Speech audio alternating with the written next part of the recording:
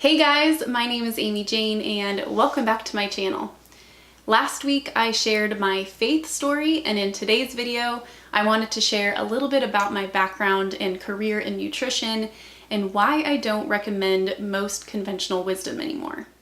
As a child, I ate the standard American diet with lots of fast food, soda, and microwavable meals.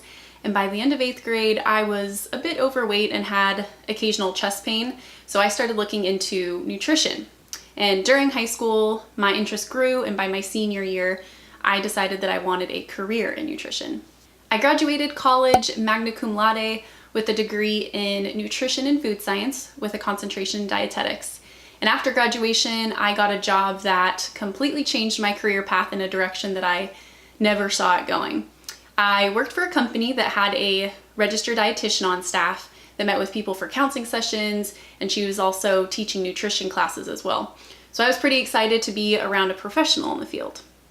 One day I went to one of her classes, and that day she taught about gluten and reasons why you might cut it out of your diet. And I remember just rolling my eyes and thinking, really?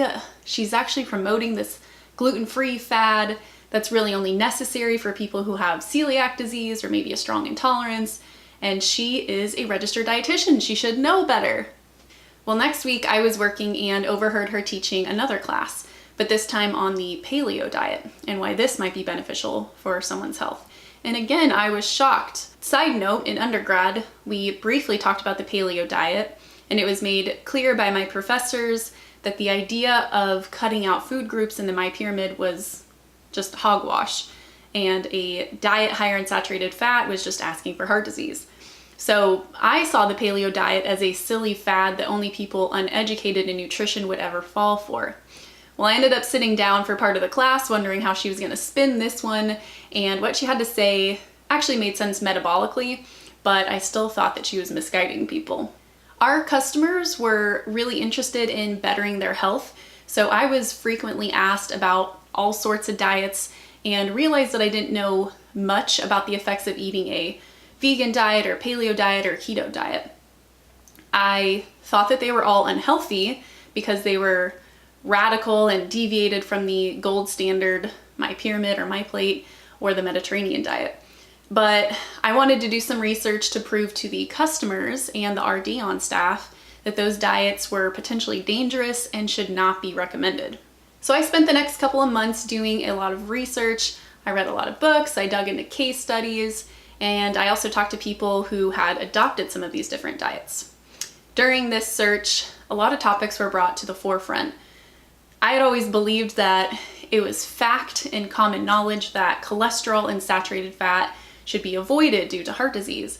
But to my surprise, there were researchers and doctors and others that thought otherwise. And they are what I used to refer to as quacks of the field.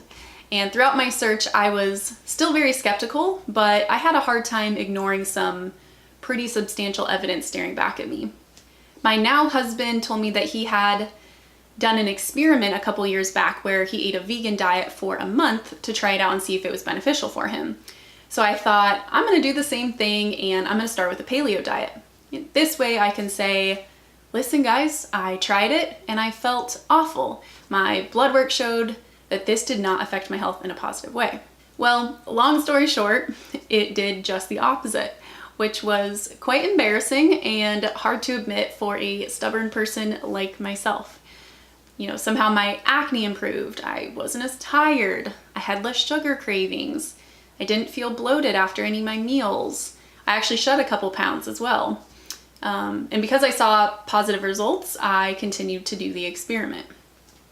Well, that was about 4+ years ago, and since then I have passionately continued doing research, and I'm quite happy that I was somewhat open to hearing about recommendations outside the nutritional norms that I had learned in undergrad. I found that there were flaws in research that had shaped our recommendations, that there was high quality research that pointed at very different recommendations, and I did notice potential biases in the results depending on who funded the study.